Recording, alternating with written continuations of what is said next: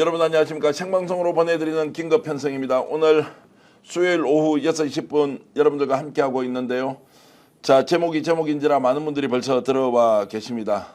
4,000분 넘게 들어와 계시면서 이병철 변호사가 작심하고 지금 대선 후보로 뛰고 있는 개혁신당 이준석 의원에 대한 것들을 국민검증 차원에서 반드시 밝혀야 한다. 판단은 유권자의 몫이지만 지금 현재 알려져 있기도 하고 자세하게 내막을 모르는 것들을 어찌됐든 유권자 국민들에게 상세하게 알릴 의무가 지식인으로서 가질 수밖에 없는 것이다. 그래서 오늘 이준석과 관련된 여러 가지 내용들 정리해서 여러분들께 말씀드리기 위해서 이 생방송 만들었습니다. 자, 지금 이병철 변호사님 나와 있습니다. 안녕하십니까? 네. 자, 오늘 이제 본격적으로 이준석 후보에 대한 얘기를 하기 전에 오늘 아침부터 있었던 일 현안 좀 짚고 넘어가야 되겠습니다. 윤석열 전 대통령, 윤석열 오늘 이제 영화관에 갑자기 나타나서 부정선거 신의 선택, 부정선거 신의 작품인가 이것을 이영돈 PD와 그리고 전한길 역사강사와 함께 봤습니다. 완전히 지금 발칵 뒤집어져 버렸습니다. 국힘에서. 네. 이거 뭐야? 왜 네. 지금 공개 행보를 하느냐 이렇게 했는데 어떻게 보셨습니까? 그건 지금 국힘한테는 너무너무 악재죠. 네. 그러니까 국힘을 도와줘도 시원찮을 판국에. 그런데 윤석열 씨는 제가 여러 번 말씀드렸지만 합리적인 사고가 안 되는 사람이에요. 그리고 자기밖에 몰라요. 네. 최소한 김건희 씨조차도 조용히 있는데 지금 부정선거 관련한 무슨 다큐멘터리인가 뭔가 영화를 봤다는 것도 참 문제지만 이분은 부정선거라는 것을 지금 계속 주장하는 거잖아요. 예. 그런데 자기는 부정선거로 그럼 당선이 됐잖아요, 또. 예. 그러니까 이 사람은 정신세계가 이 정상이 아니에요. 제가 말씀드리지만 이 사람은 뭐 알코올뿐만 아니라 술술뿐만 아니라 자기 세계에 갇혀 있는 이런 좀 치료받아야 되는 분이에요. 예. 이 부정선거론자들도 사실상 어떻게 보면 약간 사이비 종교, 컬트라고 하잖아요. 네. 사이비 종교에 완전히 중독된 사람들하고 똑같거든요. 이 사고 체계가. 그런데 그래도 대통령직이나 했다는 사람이 국민들이 그리고 특히 오늘 영화관에 보니까 젊은이들도 많던데 네. 그런 분들을 바른 길로 계도해도 시원찮을 판국에 그런 사이비 종교에 지금 앞장서서 그런 행동을 한다는 게 정말로 충격적이죠. 자, 여기에서 이제 이영돈 PD가 그 관람 이후에 이번 대선 조작 확실하다. 이번 대선은 조작이 확실하다. 확신을 한다. 불법 운동 지금부터 벌이겠다라고 이렇게 일단 빌드업을 시작했습니다. 네. 이것과 또 윤석열의 영화 관람, 전한길의 동석 이제 이런 것들이 국힘의 악재인데 저는 악재이든 호재이든 이걸 떠나서 대선을 13일 앞두고 대한민국의 소위 말하는 유명 언론사의 PD 출신이 선거 부정을 이야기하고 대선이 조작될 가능성이 매우 높다고 하는 것 자체가 충격이기도 하고 야 정말로 어떻게 우리나라의 선거관리 체계를 이렇게 보고 국민들을 선동질을 하고 있느냐라는 생각이 들어서 자 이렇게 주장하는 것도 그냥 우리가 검증 없이 내버려 둬야 합니까? 그런데 부정선거론에 빠져 있는 분들이 아주 학식이 높은 대학 교수라든가 고위공무원 출신 또 고위 장군 출신 이런 분들 굉장히 많습니다. 네. 그러니까 이거는 지금 앞으로 장기적으로도 대한민국에 굉장히 심각한 이게 사이비 종교 집단이다. 아니 그 부정선거면은 사전 투표는 안 하겠네요. 네. 그러니까 이분들이 이재명 후보 뭐 1등 선거운동하고 있는 거죠. 예. 제가 시청 여러분들께 좀 말씀을 드리면 오늘 중앙선관위에 제가 직접 전화를 해서 대변인과 함께 얘기를 했는데 이 사람 주장이 뭐냐라고 물어보니까 세 가지가 있다는 거예요. 첫 번째는 사전투표를 하는 것을 어떤 사람이 사전투표 하는지를 모르니까 등록제를 해야 된다는 거예요. 네. 그러면 내가 바로 질문을 이렇게 했죠. 그럼 본선도 등록을 해야 되지. 국민들이 유권자 그 선거 인명부가 있지 않습니까? 거기 나와 있는 것을 체크를 하면 전산도 체크를 하고 수기로도 다 체크를 하거든요. 그렇죠. 근데 사전투표 의심이 많으니까 등록제를 해야 한다. 이게 이제 말이 되느냐는 것이고 두 번째는 선거투표를 하지 않습니까? 사전투표를 하면 그 투표함을 그 자리에서 본투표 때까지 보관을 해야 된다는 거예요. 네. 그러면 오히려 도난 위험성이 훨씬 높기 때문에 이것을 참관인들이 다 보는 상황에서 특정 장소로 옮깁니다. 그렇죠. 그리고 옮겨놓은 그 장소에 24시간 전 국민이 볼 수 있도록 CCTV를 공개를 해놨어요. 네, 네, 네. 이걸 못 믿는다. 네. 그래서 그 자리에 다 보관을 하라. 세 번째, 투표 용지에 우리 이제 그 투표 관리관의 도장이 다 이제 인쇄가 되어 있는 거지 않습니까?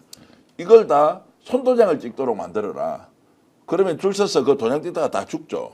그래서 이것은 이미 대법원이나 또는 여러 이제 우리나라 헌법기관에서 야 그걸 해도 되느냐 안 되느냐 해도 된다고 5번 10번 넘게 확인한 것인데 이것 봐라.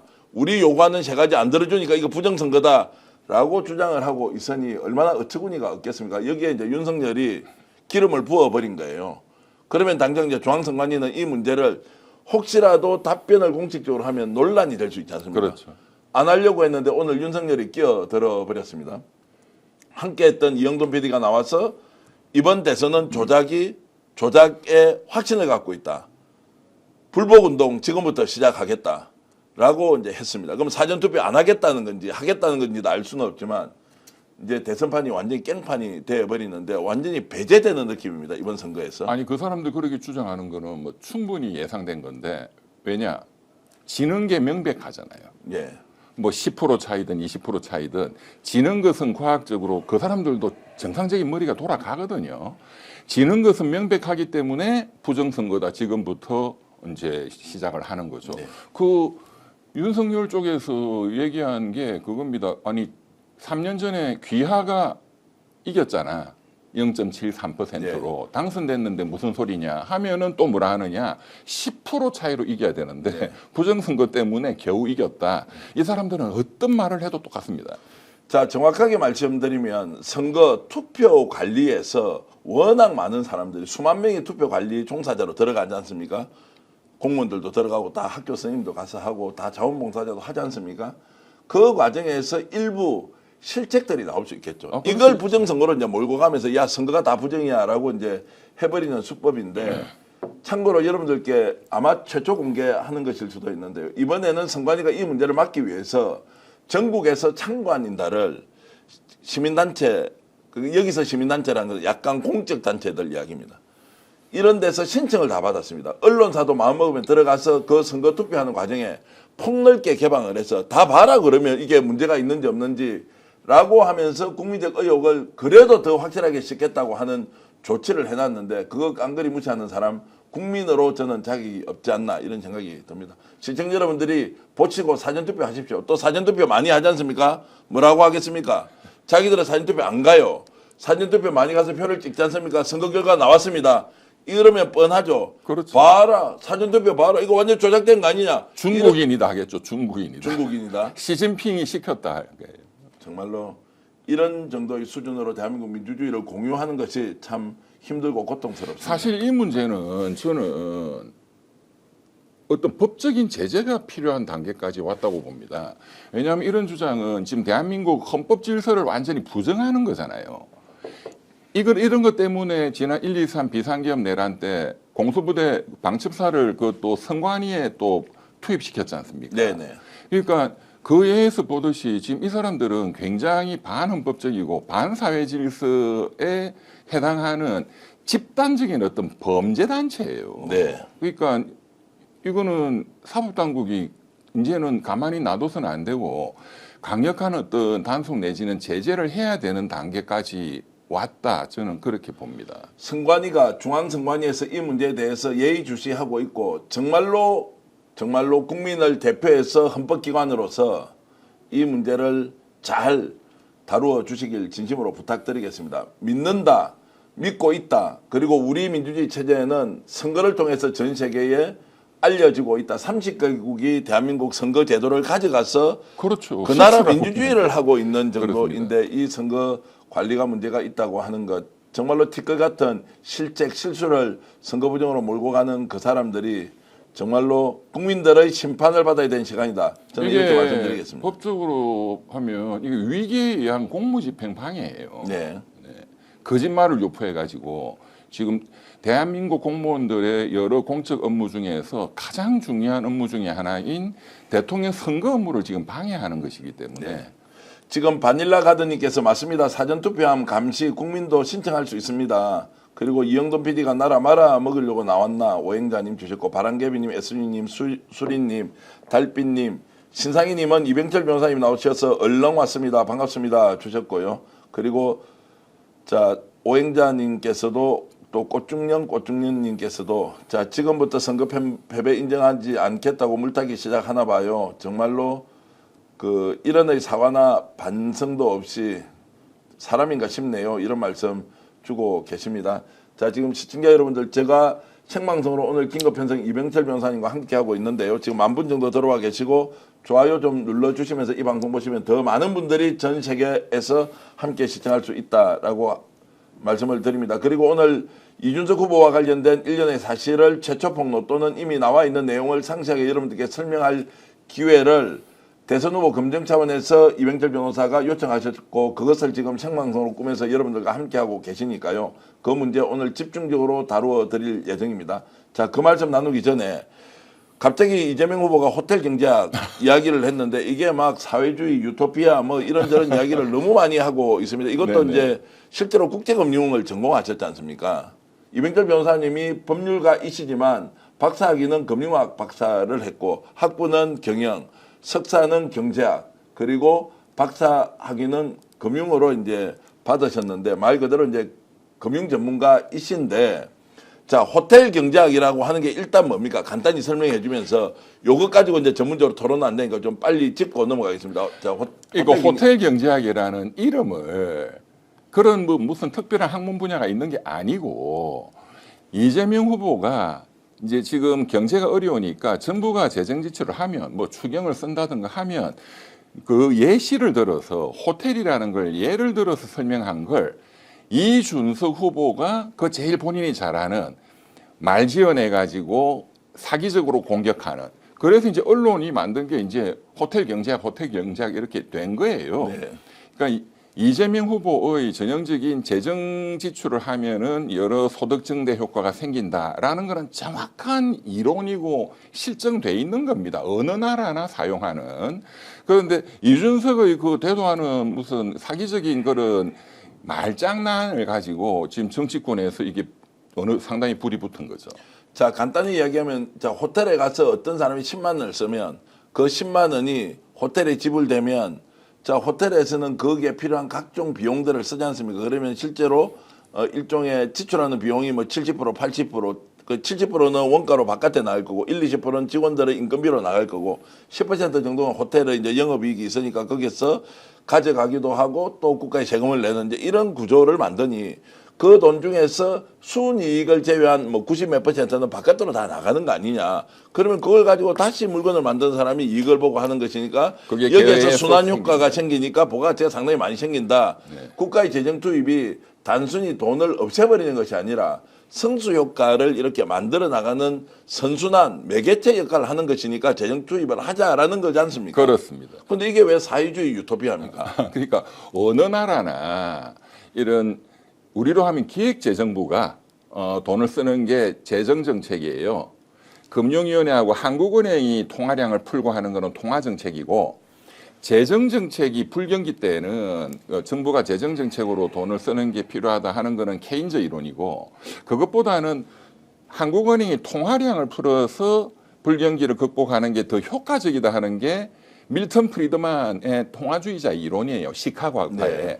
그런데 현실의 경제 당국은 미국이든 한국이든 어느 나라든 중국도 마찬가지입니다. 중국도 이 양정책을 다 종합해서 씁니다. 그 나라의 상황에 따라서. 예. 그런데 지금 뭐 너무 말도 안 되는, 그러니까 경제학과 2학년만 마치면 이게 터무니없는 정말 너무나 무식한 소리다 하는 걸 압니다. 네. 3학년만 올라가도. 그러니까 너무 논쟁의 수준이 떨어져서 제가 국민들이 이걸 좀 정확히 알아야 되고 이 문제의 핵심은 이준석이라는 사람이 딴에는 하버드 나왔다고. 네. 하버드 뭐 컴퓨터공학과가 나왔는데 경제학 몇 과목 들은 수준이에요. 제가 3년 전에 대화하고 또 내용을 잘 아는데, 네. 그러니까 경제학에 대한 공부 수준이 거의 대학교 1학년 수준밖에 안 됩니다. 네. 경제학과 1학년 정도 수준. 그런데 그거를 가지고 그냥 말장난으로 지금 국민들을 속이고 있는 거죠. 그러니까 이준석이의 주장은 뭐냐? 첫째는 재밌는 게 이준석이가 후보가 이재명 후보가 말하는 이것은 괴짜 경제학이다라고 했어요. 네. 그러니까 이제 이렇게 폄하하기 위해서 괴짜 경제학이라는데 저는 처음에 깜짝 놀랐어요. 미국의 그 시카고 대학에 세계적으로 유명한 스티븐 레빗이라는 교수가 있습니다. 스티븐 레빗. 예. 그분은 아직 노벨 경제학상은 못 탔지만 그 전 단계까지 와 있는 분이에요. 존 베이츠 클라크 상이라고, 이거는 노벨 경제학상을 타는 사람들이 젊을 때 받는 상이거든요. 이거 그 정도로 유명한 분인데 이분이 쓴 경제학 책이 괴짜 경제학이에요. 한국에도 많이 그 번역됐고 그 검색해 보면 금방 나옵니다. 네. 그거는 이제 이 천재적인 경제학자들의 괴짜 아이디어, 네. 이런 걸 다 모아서 소개한 건데, 그래서 이준석 후보가 이재명 후보들을 당신 하는 거는 괴짜 경제학이다 하길래 저는 이재명 후보가 천재적인 거다 이렇게 저는 처음에 오해를 해가지고 네. 이준석 후보가 왜 이러지 했는데 보니까 그러니까 이런 것도 모르고 자, 엉터리다라는 걸로 엉터리인 이제 거죠. 비유를 괴짜로 했다. 그렇습니다. 자, 그렇게 이제 그리고 이제 그 다음에 하는 말이, 그리고 호텔에 10만 원이 들어왔다. 이게 이제 계속 10만 원, 10만 원, 10만 원, 10만 원 이렇게 무한 궤도로 도냐? 네. 이제 이런 말, 그런 거는 현실적으로 없죠. 네. 왜냐하면 지금 말씀하신 것처럼 원재료 공급하는데도 돈이 나가야 될 거고, 지금 인건비로도 나가야 될 거고, 식사 재고 공급하는데도 돈이 나가겠죠. 10만 원이. 네. 그리고 이제 결국은 지출이 된다면 네. 소비 이게 다 네. 소비잖아요. 그 다음에 남는 거는 저축이에요. 네. 저축은 소비하고는 다른 거니까. 그러면 저축을 빼면 다 소비가 되는 거예요. 그럼 그 돈을 받은 인건비를 받은 직원은 집에 가서 또 소비하는 거고, 원재료 공급자는 또 그걸 가지고 자기 인건비 주고 또 소비를 할 거 아니에요. 순이익으로 남은 것도 결국은 소비로 가는 겁니다. 네. 아니면 저축이고. 그러니까 거시경제 전체적으로 보면 저축을 빼면 나머지는 소비거든요. 그거는 이제 우리나라는 한계 소비 성향이 한 60% 정도 됩니다. 일본도 그렇고. 그다음에 나머지 한 30 몇 프로는 저축, 그리고 이제 정부 이제 세금. 네. 그러니까 한 60%를 이제 소비로 한다. 이게 한계 소비 성향이에요. 예. 이거는 정확하게 계산이 됩니다. 소학적으로. 예.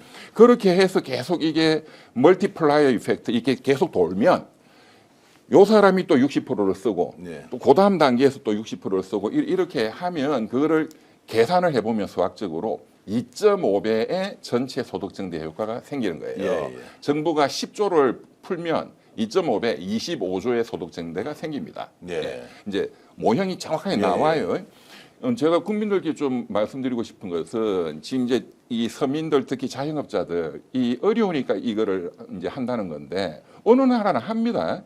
경기 불황 때. 그런데 60%를 소비하다가 국민들이 한 10%만 더 소비해 주시면 네. 70%를 소비하게 되면 소득 증대 효과가 3.3배로 늘어납니다. 네. 2.5배에서. 그러니까 10조 풀면 25조에서 33조의 소득 증대 효과가 생겨요. 네. 계산이 바로 나오는 거예요. 예, 자, 그러니까 조금 더 이제 식사도 좀 외식도 하고 하는 게 필요하다. 이 서민 경제를 돌리는데. 자, 그렇게 이제 효과가 있는데, 이제 물론 이제 시장이라는 것은 근본적으로 국가의 기능과 그리고 이제 민간의 기능이 서로 섞이면서 민간은 아마 이제 한계 효용 효과가 더 클 것이고, 이제 기술 혁신이나 투자나 서비스 질의 개선을 통해서 훨씬 더 강할 텐데, 국가의 재정도 일정하게 효과가 있는 건 확실하다. 불경기 때는 반드시 필요하다. 이런데. 여기서 중요한 건 왜 서민들, 자영업자 이런 쪽으로 돈을 푸는 게 좋냐? 예. 모든 나라가 똑같습니다. 부자들은 돈 좀 들어온다 해서 그거를 어차피 돈이 많으니까 네. 그걸 소비하는 게 별로 없어요. 네. 그런데 이제 저소득층은 어차피 돈이 없는데 돈이 들어오면 외식도 한번 할 수 있고 또 자녀 학원비도 줄 수 있고 하잖아요. 네. 그러니까 소비 성향이 높다 이거예요. 예, 예. 그래서 저소득층 자영업자한테 풀면 소득 증대 효과가 커진다 이거예요. 자, 그러면 한동훈 이제 전 후보죠. 네. 그리고 지금 뭐 오늘 또 신동욱 신동욱 대변인 이제 이런 분들이 나와서 다 이렇게 석각들이지 않습니까? 뭐 따져보면 서울대학 출신이니까. 아니, 석학은 전혀 아니에요. 그 사람들 그냥 제가 보기엔 바보들이에요. 근데 이제 이런 데 나와가지고 갑자기 이걸 뭐 사회주의다, 유토피아적 발상이다라고 이제 이렇게 하지 않습니까? 그거 어떻게 해석해야 돼요? 그래서 제가 이제 좀 설명을 드릴게요. 한동훈 씨는 그 법대 나왔잖아요. 예. 검사했잖아요. 네. 경제학 원론도 모릅니다. 그 사람들. 뭐 윤석열이도 마찬가지고. 제가 뭐 서울법대 나온 친구들이 많으니까 법조인들은 경제학에 대해서 가장 무지해요. 대한민국 여러 그룹들 중에 영어 제일 못하는 게 법조인이고 경제 원리를 제일 모르는 게 이 법조인입니다. 한동훈 씨가 오늘 또 여기 숟가락을 얹었는데 이재명 너 엉터리다. 뭐라고 했느냐. 정부가 그렇게 돈을 쓰면 그 돈이 민간을 위축시킨다. 이제 그건 틀린 말은 아니에요. 이제 정부가 국채를 발행하거나 이렇게 돈을 쓰면 민간 기업이 위축되는 효과가 생긴다. 이걸 구축 효과로 합니다. 구축 효과, 크라우딩 아웃 이펙트. 그거는 왜 생기냐면은 정부가 이제 국채를 발행해서 돈을 쓰게 되면 이제 국채 가격이 떨어지겠죠. 국채를 많이 공급하게 되니까. 그러면 이자율이 오르거든요. 그러니까 금리가 오르면 민간 기업들이 또 투자 여력이나 이런 게 위축되니까 그런 걸 구축 효과라 그래요. 그러니까 그런 효과도 있고 국채 발행하는 경우에 또 소비가 증대되는 승수 효과도 있죠. 어떤 게 더 중요하냐를 보고 결정하는 거예요. 네. 그리고 발행하는 국채의 양도. 그다음에 금리를 떨어뜨리는 정책을 동시에 씁니다. 이제 통화 정책. 네. 한국은행과 금융위원회가 금리를 떨어뜨리기 위해서 통화량을 증대시킨다든가 하는 정책을 동시에 쓰면 금리가 올라서 생기는 민간 기업 위축 효과는 상당히 줄어들고 그런 거를 이제 폴리시 믹스, 정책 믹스라고 그래요. 네. 그러니까 굉장히 간단하게 설명하면 요것만 있지만 네. 전체를 다 이제 알아야 그리고 이제 경제학과 한 4학년만 되면 이 정도는 다 압니다. 그러니까 너무 수준이 떨어지는, 그러니까 어디서 하나 주워 들은 거예요. 구축효과라는 거를. 두 번째, 신동욱 국민의힘 대변인은 제 대학 동기입니다. 네. 그 앵커 출신이죠. 그 친구도 경제학이 뭔지 아무것도 몰라요. 솔직히 말해서. 근데 그 친구는 사회주의 정책이다, 이거야. 어디서 아니 정부 재정 지출이 사회주의 정책이라 하면은 대한민국이 사회주의 국가고 미국도 사회주의 국가라는 뜻이거든요. 네. 미국은 재정 지출을 어마어마하게 하는데 네. 그런 소리는 어디서 주워드는 소리냐? 극단적인 그 시카고파 신자유주의자들 중에 굉장히 극단적인 사람들이 케인즈를 공산주의라고 매도한 사람들이 있었어요. 네. 이제 그런 데서 주워 들은 거예요. 그러니까 케인즈는 정부가 저소득층을 적극적으로 돕는 특히 경기 불황기 때는 그걸 정부의 역할이 크다. 이거를 가지고 정부의 역할? 그러면 너는 공산주의자야. 이랬던 옛날에 메카시즘이 불었을 때 미국에 네. 그런 거를 어디서 주워 들어서 하는 얘기예요. 요즘에 그런 얘기 하는 사람 없습니다. 자, 이병철 변호사님이 쉽게 이렇게 여러분들 이해할 수 있도록 설명해 주신 거 기억하시다가요. 지금 뭔가 국가가 직접 나서서 재정 지출 해야 한다. 그 필요성이 있는지 없는지 판단하시고 투표장에 가서 여러분들 의견 그대로 표출하시면 됩니다. 여기서 제일 중요한 건 이 국민의힘의 이 사람들 이준석이 포함해서 예. 보수 정권 이 사람들이 이것을 싫어하는 것에 굉장히 본질적인 어떤 계급적 본질은 뭐냐 하면 있는 놈 편들어 주겠다 이거예요. 네. 없는 사람들은 그냥 죽어라. 이 본질적인 계급적 속성이 거기서 출발하는 겁니다. 알겠습니다. 이호창 선생님께서는 이병철 사이다 강의는 유시민 사이다와 닮아서 유익하고 정확해요. 고마워요 이렇게 주셨는데 자 오늘 이제 본론 들어가겠습니다. 서론이 좀 길었는데 이준석 후보에 대한 제대로 된 검증이 필요하다. 우리가 알고 있는 내용도 있고 모르는 내용을 좀 더 상세히 알려야 한다. 그래야만이 국민들이 제대로 판단하고 선택할 수 있는 일종의 기준점을 만들 수 있다고 했는데 자 이제 주신 자료를 바탕으로 제가 질문을 좀 드리겠습니다. 자 개혁신당이 홈페이지를 만들 때 무려 리베이트를 1억 4천만 원을 받았다라고 주장을 하고 있습니다. 실제로 받았던 것인지 아닌지에 대해서는 자, 요 내용이 뭔지 먼저 설명을 해 주시고 표까지 만들어 오셨던데 표를 좀 띄워서 보여드리면서 이병철 변호사님 설명을 듣겠습니다.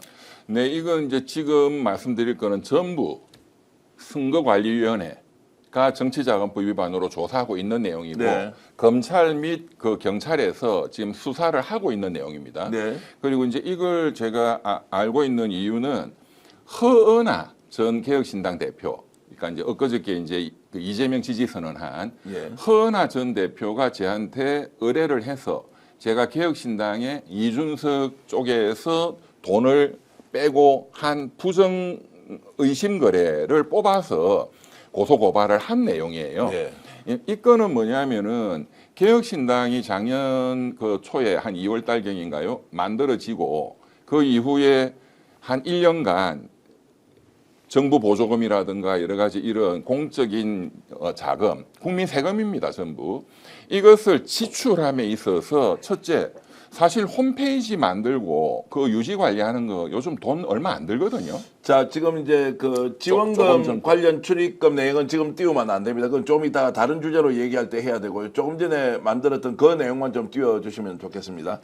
예, 그래서 이제 그러니까 홈페이지를 외주를 주는데 그걸 정상적인 가격으로 대충 이제 추산해 보면 예. 한 1,000만 원 정도면 돼요. 예, 그런데 1억 5천이 나간 거예요. 그 특정 업체에. 예, 예. 그러니까 1억 4천만 원이 횡령이 된 거예요. 자, 특정 업체 이름을 밝혀도 됩니까? 저게 수사기관에서 이렇게 수사를 이름을 하고 밝히기에는 좀 그렇고요. 그러니까 어쨌든 저 표를 알아서 이제 한번 예, 보시고요. 왼쪽이 이준석 쪽이고 예, 오른쪽 유모 씨라는 분이 이준석 후보와 특수관계인입니다. 예, 예. 그런데 이제 1억 4천이 지금 말씀드린 대로 정상 비용 1,000만 원 정도 빼면 1억 4천이 저쪽으로 빠져나갔다. 자, 그러면 이제 당초 계약은 홈페이지 제작할 때 1억 5천만 원 계약을 했다가 타업체 견적을 보니까 한 1,000만 원 정도 하면 충분한데 충분하죠. 그러면 그 이제 1억 4천이 다시 거꾸로 되돌아왔을 가능성이 있다. 그럴 가능성도 있죠. 자, 되돌아왔을 가능성이 있다는 것이고 저것을 허은하 전 대표가 밝히면서 그 입출금 통장을 제가 뽑아서 갖고 와라 해가지고 예. 그 이제 내용을 이제 분석한 결과가 이게 튀어나온 거죠. 통상적으로 홈페이지를 하나 만들 때 1억 5천 주고 만들고 하는 것은 대기업이나 이런 데서 아주 그렇죠. 특수한 목적이 아니면 네. 정당 홈페이지가 1억 5천이 아니냐라고 하는데 그러면 그렇다고 하더라도 그 금액이 정상적으로 세금 계산서가 끊겨서 넘어갔다면 뭐 용익의 대가로 지급했다.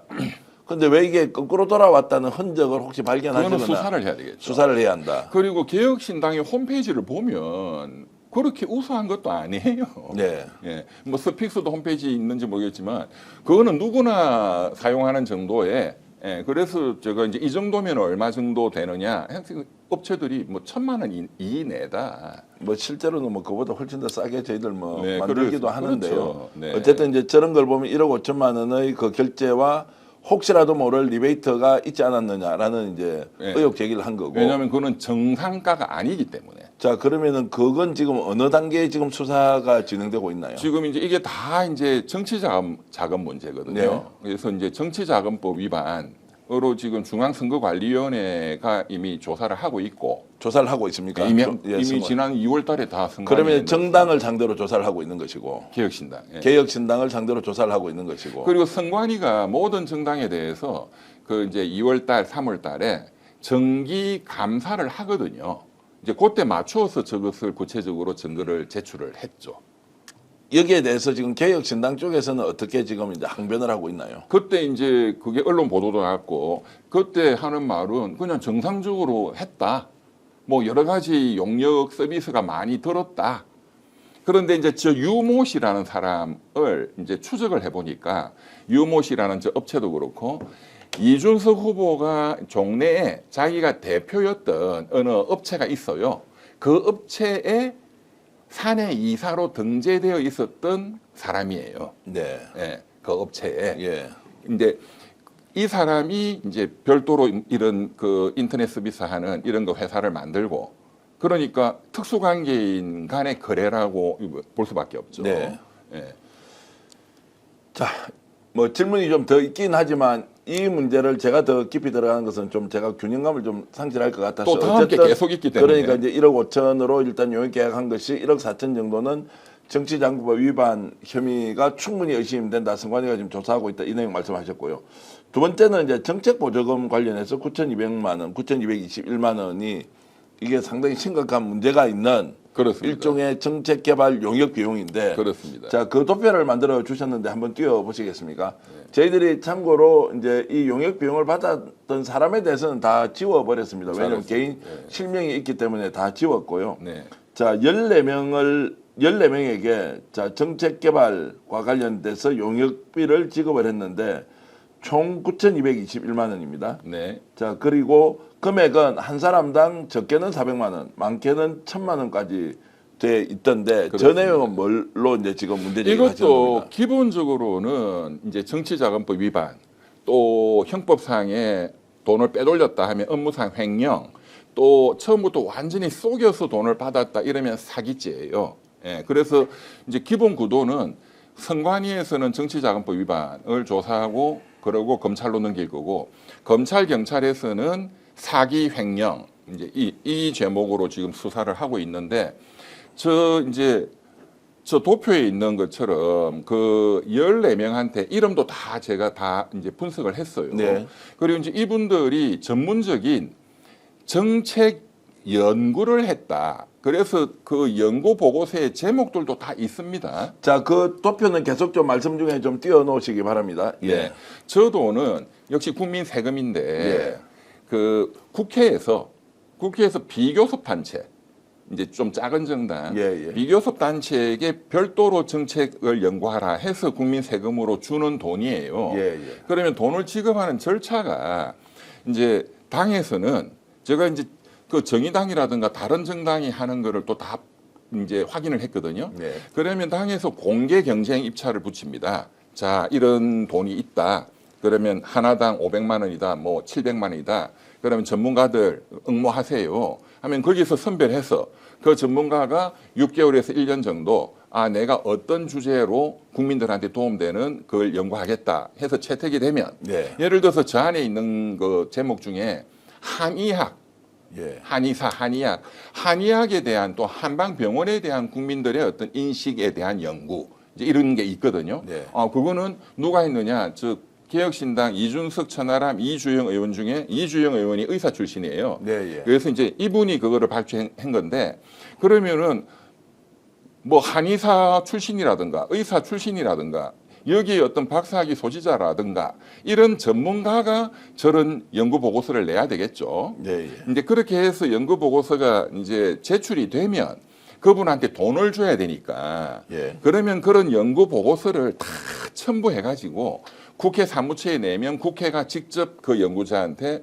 뭐 500만 원, 뭐 700만 원을 입금을 시켜주는 거예요. 예, 예. 이제 그렇게 하기 위해서는 당에서 개혁신당에서 그걸 다 모아서 당대표, 허나 당대표 도장을 딱 찍고 이런 모든 증빙 자료를 붙여서 국회 사무처에 제출해야 됩니다. 예, 예. 그렇게 해서 이제 돈을 지급을 했다 이건데 제가 내용을 분석을 해보니까 한의학에 대한 한방병원에 대한 국민 인식 연구 해서 연구자 이름이 있는데 이 연구자를 추적을 했더니 그런 전문가가 아니고 여의도 일대에 예. 광고물 찍는 인쇄소 사장이에요. 자, 지금 아까 그 도표를 한 번 더 올려줘 보십시오. 이게 이제 2월 달에 보도가 한번 됐던 것인데 맞습니다. 저기에 출금 내역 부분만 좀 확대해서 한번 좀 해주면 좋겠습니다. 출금 내역이라고 밑에 있지 않습니까? 저걸 좀 확대해서 하고 2월 달에 이게 이제 보도가 됐는데 지금 이 문제를 좀 다르게 이제 제기를 하시는 이유는 어떤 겁니까? 왜냐하면 일부 보도는 됐지만 예. 지금은 대통령 선거 기간이고 예. 또 이준석 후보가 대통령 후보로 나왔잖아요. 네. 우리가 윤석열이라는 사람의 실체를 제대로 몰랐기 때문에 그 사람을 뽑아가지고 이 사태까지 벌어진 거잖아요. 예, 예. 나라가 망하기 직전까지. 지금 이준석 후보도 역시 국민들이 실체를 너무 몰라요. 네. 그래서 제가 2월 달에 보도된 걸 아는 국민들도 굉장히 제한적일 거기 때문에 예. 이 대선 후보 검증 차원에서 예. 이준석의 이런 내용들 특히 수사기관이 수사를 하고 있기 때문에 이 내용을 국민들한테 알려서 검증의 요소로 판단을 하시라 이런 취지입니다. 자, 그러면 이제 그 당시에는 허은하 대표가 지금 당 대표였지 않습니까? 요것이 지급된 시점에서는 그렇죠. 작년 12월 달이었으니까요. 예, 그러면 이제 이것이 이제 뭐 허은하 대표이든 아니면 이준석 대표 시절이든 이러면 허은하 대표도 이게 당 대표로서 좀 관리에 대한 책임이 있고 이런 건 아닌가요? 그러니까 허은하 대표도 최종적으로는 거기 이제 도장을 예. 찍었고 도장 찍은 서류가 첨부돼서 그 국회 사무처로 이제 제출이 됐기 때문에 예. 거기에 대해서는 대표로서의 어떤 감독 책임이 있죠. 예, 예. 네. 자, 그러면은 지금 이제 저기에서 그 당시에 지금 14명의 이제 정책개발비를 받았던 사람 중에 정말로 특이한 사람, 도저히 이건 정책개발에 맞지 않다 하는 사람이 좀 있었다는 것. 답니다. 전부 14명이 다 안 맞는 사람들이에요. 안 받는다. 네. 그러면 그 말은 자, 다 맞지 않는 사람인데 그 맞지 않는데도 불구하고 저 돈이 지급이 됐다는 것은 혹시라도 저 돈이 거꾸로 돌아왔을 수도 있습니까? 아니면 그냥 선물 주듯이 돈을 보통은 이제 이런 게그 네. 이제 제가 좀 추가적으로 더 예를 설명을 드리면 예. 저 파란 표시돼 있는 예, 예, 예. 한 6명인가요? 예, 예. 저분들은 아무리 검색해도 안 나오는 이름들이에요. 예. 근데 저거는 천아람 의원이 발주한 거예요. 예. 그건 제 서류로 다 확인을 했어요. 전나라 의원이 14명이 한 3분의 1 정도씩 예. 이준석 친한 사람한테 줬고 천하람 이주영 의원 친한 사람들한테 돈이 간 거예요. 네. 보면 이주영 의원 지금 말씀드렸지만 의사 출신이니까 그런 이제 보건복지위 소속이거든요. 예. 천하람 의원은 기획재정부 이런 거 담당하는 국회 정무위 소속이에요. 그래서 저 이제 보고서의 제목들을 보면은 이제 기획재정부 관련된 뭐 재정 준칙에 관한 연구 등등 이런 거예요. 그런데 저 연구자 이름들을 제가 아무리 뒤져도 예. 이 정도를 연구할 수 있는 전문 학자라든가 하면은 검색이 돼야 되거든요. 예. 그런데 저 6개, 저 천하람이 발주한 한 6분들은 아무도 이름이 안 나와요. 그럼 누굽니까? 그거는 저분들? 저는 학생이라고 봅니다. 추정컨대. 조정컨대 보통 그 자기 친한 후배들 그 이름을 빌려서 하는 경우가 많았어요. 과거에도. 예. 예, 과거에도 그 사건이 터지고 했던 게 그런 게 많습니다. 이 의원의 본인의 보좌관 비서관의 친구 이런 사람 이름을 써가지고 그쪽으로 돈을 쏴주고 돌려받는다든가 이런 사건들이 있었죠. 두 가지 의미이 있는데 첫 번째 저런 것은 그러면은 개혁신당만 저렇게 했겠느냐, 국민의힘이나 민주당은 저렇게 하지 않느냐라는 것에까지 혹시 조사를 제가 그것도 해보셨어요? 조사를 해봤는데 예. 큰 정당은 저런 짓을 안 해요. 네. 왜?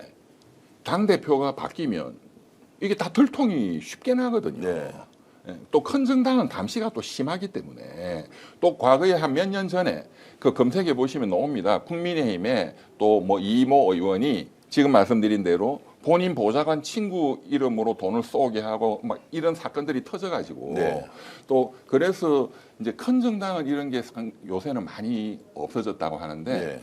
이 조그만한 정당은 감시도 약하고 그다음에 이준석 거의 사당이란 말이에요 이게. 그리고 당 대표가 이걸 감시를 해야 되는데 허은하 대표를 허수아비로 앉혀놓고 시키는 대로 그냥 한 거죠. 예, 예. 뭘 잘 모르고 도장 찍고.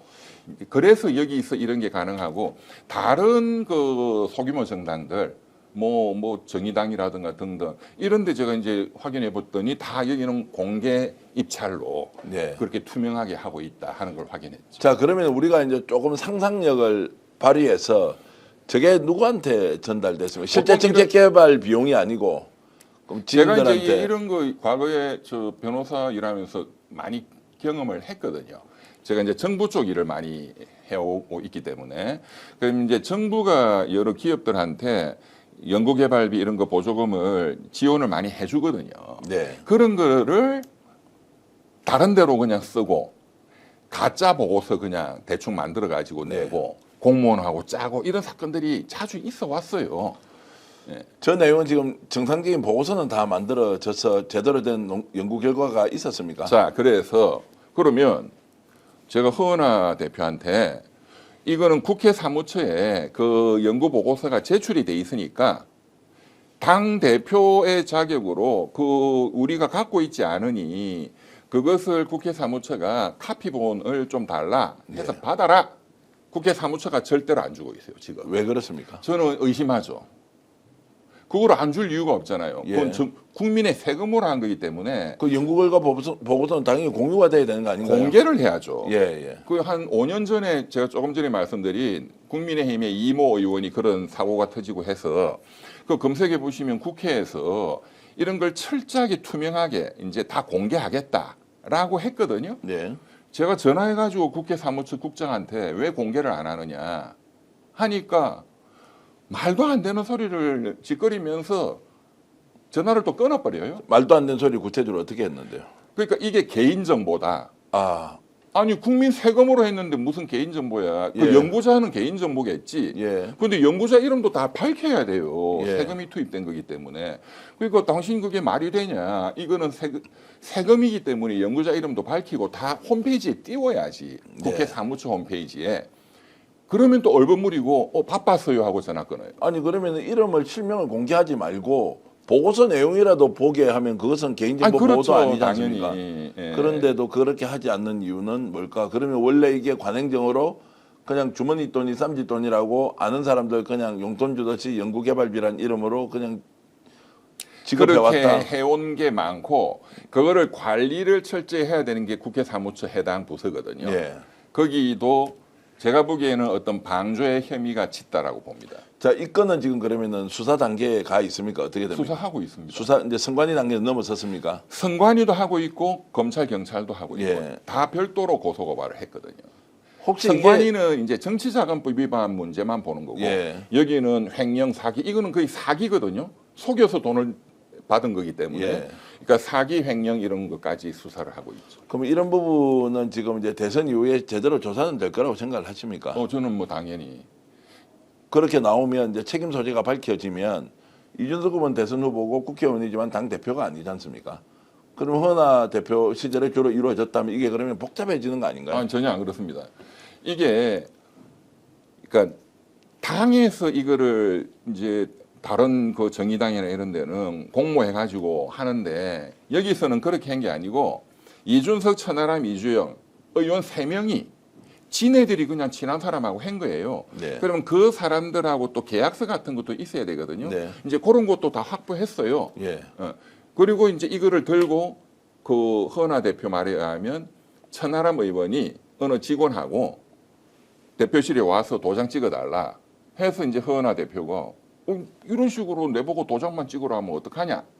이제 항의를 했는데 그냥 우격다짐 비슷하게 그냥 찍어달라 해서 자기는 어쩔 수 없이 찍었다. 예. 그런데 이제 제일 중요한 건 그 연구 결과 보고서를 그러면 이 의원 3명이 갖고 있거든요. 예. 당연히 자기 친한 사람들이니까 이거를 당에 내야 될 거 아니에요. 예. 그 허나 대표니까 달라 하면 안 주는 거예요. 제가 이제 이해를 못하는 또 하나는 그래도 청년 정치 또 새로운 보수 재건 그리고 차세대 이제 정말로 유력한 대선 주자까지 성장할 수 있는 잠재력이 엄청난 정치인들이 이 상식적이지 않은 이런 관행에 이런 일을 저질렀다는 게 사실 좀 믿기지가 않았어요. 오히려 국민의힘이 했으면 믿을 수 있는데. 아니 그러니까 당연히 그 생각해요. 사람들은 그렇게 하고 예, 말 예. 것이다라고 제가 이제 편견을 가질 수 있는데 오히려 젊은 정치인들이 이런데 관여를 했다고 하는 것이 이해가 잘 되지 않는데 당사자들은 해명은 어떻게 합니까? 아무 문제가 없다고 일관되게 얘기하고 그 있습니다. 말로만 문제 없다. 그럼 예. 자료를 내라. 그건 안 냅니다. 예. 예. 자료를 내지 않고 있다. 예, 그리고 허나 대표가 알면서 다 도장 찍은 건데 무슨 문제냐. 예. 근데 도장은 찍은 거는 맞아요. 네. 그렇지만 그 내용이 제대로 된 거고 제대로 된 전문가가 한 것인지 이 사람을 선택해서 이 국민의 세금을 주게 된 그 과정이 어떠했는지 네 친한 놈한테 그냥 주고 전문성도 없는 사람한테 주면 안 되잖아요. 그 전부 다 법 위반이거든요. 그럼에도 불구하고 개혁진당의 당원들은 압도적으로 이준석 후보나 천하람 지금 대표 권한 대행에게 지지도 하고 그리고 또 대선까지 순항하고 오히려 그 과정에서 허나 전 대표는 밀려나와 버렸지 않습니까? 이것도 결국 당원들이 결정하는 거 아니냐라는 논리로 질문을 드리면 어떻습니까? 당원들은 뭐 이 내용까지는 모르고 예. 그 당원들이라는 사람들은 다 팬클럽이잖아요. 네. 90% 이상이. 근데 이준석이가 그냥 좋아서 그냥 팬클럽 비슷하게 운영되는 데니까 제가 그 당에 대해서도 그 내용을 많이 이제 조사를 해서 잘 예. 알거든요. 이거는 공당이 아니고 이게 팬클럽 같은 사당이죠. 지금 당원들이 몇 명 정도 됩니까? 한 2만 몇천 명 되는 2만 몇천 명이 된다. 그 똘똘 뭉쳐서 그래도 허나 대표 전 대표를 밀어냈고 뭐 지금 이제 자 그래서 이제 이 문제는 그럼 어떻게 이제 지금 정리가 되어 가야 됩니까? 일단은 오늘 이제 2월달에 보도됐던 내용을 좀 더 구체적이고 상세하게 국민 여러분들께 알려드리는 것이고 자 이제 이런 것들이면 이제 충분하게 대선 후보로서 좀 해명을 할 필요도 있다는 생각이 좀 들고 두 번째 개혁신당 당원들은 그럼 이 내용을 다 알고 있느냐라고 하는 부분도 좀 의문인데 이제 이 문제가 어떻게 지금 다루어져서 대선 기간에 자 국민들의 판단에 도움을 줘야 됩니까? 이게 첫째 이슈가 되면 그 지난 2월달, 3월달 이게 이제 언론에 또 보도되고 했을 때 네. 그리고 또 일부 유튜브에서도 다루고 했을 때 이준석 천하람은 지금 말씀드린 대로 허은하 대표가 도장 찍었다. 예, 예. 뭐 문제 없다 하고 퉁치고 넘어갔어요. 예. 아마 지금 다시 마이크 들이대면 아마 이렇게 말할 겁니다. 2월달 그때 해명 다 했다. 예, 예. 그래서 저는 이준석 후보가 이런 많은 사법 리스크가 있기 때문에 1, 2월 달에는 모든 국민이 또 모든 정당들이 이 헌법재판소에 이 내란 수계 파면 여기에 집중하고 있었고 또 윤석열 씨의 체포고소 여기에 집중하고 있었는데 이준석 후보는 그런 거에 대해서 무슨 이런 방법 말한 적도 없고 본인이 맨 먼저 대선 출마한다라고 예. 했어요. 그 이유도 이런 그때 제가 계속 고소고발을 이제 이걸 하기 시작했거든요. 예, 예. 이걸 막기 위해서 적어도 대통령 선거 후보로 나서면 몇 프로로 나오니까 그러면 검찰이나 선관위가 본인을 소환은 못할 거다라고 계산했기 때문에 빨리 대선 후보 출마 선언을 했다고 봅니다. 대선 후보 출마 선언 시기와 이 사건이 이제 연관이 돼 있다 이런 말씀을 그렇죠, 이제 하시는 그렇죠. 거고요. 예. 그러면 이게 이제 우리가 오늘 문제 제기를 하더라도 뭐 이슈가 될지 안 될지는 모르겠지만 최소한 이 방송을 10만 명 이상은 보실 것 같은데 하여튼 팩트는 알고 알아서 판단하시라 이런 그렇죠. 것이고요. 예. 대선 지나면 지금 선관위하고 검찰은 이거는 너무 증거가 많이 나와 있기 때문에 예, 예. 소환 조사하지 않을 수가 없을 겁니다. 예, 참 이제 여러 가지 의견 여러분들도 주고 계신데 우리는 이제 검증 차원에서 제기됐던 문제를 다시 한 번 더 가져와서 좀 더 구체적으로 국민 여러분들께 알려드리면서 판단과 평가는 결국 유권자의 몫이다라는 생각으로 말씀을 드리고 있고요. 여러분들이 지금 좋은 댓글 또 의견도 주고 계십니다. 자, 5천만의 혁명가님, 사과벌레님, 푸른산개님, 프로산개님, 예, 사탕도둑님, 또 사계절님도 이렇게 와주셨네요. 고맙습니다. 비트코리아님, 이종백님, 한등건님 이렇게 좋은 의견 많이 올려주셔서 감사드립니다. 사기라고 했습니다라고 구유주님이시군요. 아이고 읽기가 어렵습니다. KUYUJU 예, 블루마운틴님 감사드리고요. 여러분들께 이제 진심으로 고맙다는 말씀드리면서 오교사님께서 이렇게 슈퍼챗을 보내주시면서 저는 경제학을 모릅니다. 호텔 경제학 부분을 검색해봤습니다. 이병철 변호사님 말씀 전에 타 경제 전문가들의 말을 들어보니 이해가 갔어요. 팩트는 처참한 경제 상황에서 선제적으로 정부가 해야 될 일을 이 후보님이 말한 것으로 전 받아들였어요. 아는 경제 용어 나왔다고 정말로 잘난 척하는 분들 보면 뭐라고 할까요? 공부 안 한 티가 너무 많이 납니다. 정확하게 아시네. 예, 오늘 지금 그 이병철 변호사님을 통해서 많은 것을 잘 배웁니다. 정치인은 능력이 기본입니다. 국민은 바보가 아닙니다. 국민이 알아서 판단합니다. 이런 말씀 주셨고요. 조금 전에 이렇게 시청자분 옥 여사님입니다. 닉네임 중에 5천만 혁명가라는 분이 계시네요. 아, 예, 5천만의 혁명가라고. 저도 똑같은 얘기를 여러 번 했는데. 아, 예. 지금 조금 전에 그 우리 댓글로 닉네임 쓰시는 분들이 5천만의 혁명가인데 혹시 이 단어를 원래 알고 쓰셨습니까? 아니면 이병철 변호사님이 요즘 언론 인터뷰를 통해서 대한민국 국민 5천만 명이 다 혁명가다. 한 사람 한 사람이 혁명가다라고 하는 단어를 썼는데 자, 그 단어 때문에 혹시 닉네임을 쓰신 건지요? 이 방송 보고 계시면 5천만의 혁명가님 저 혼자 놀라고 해요.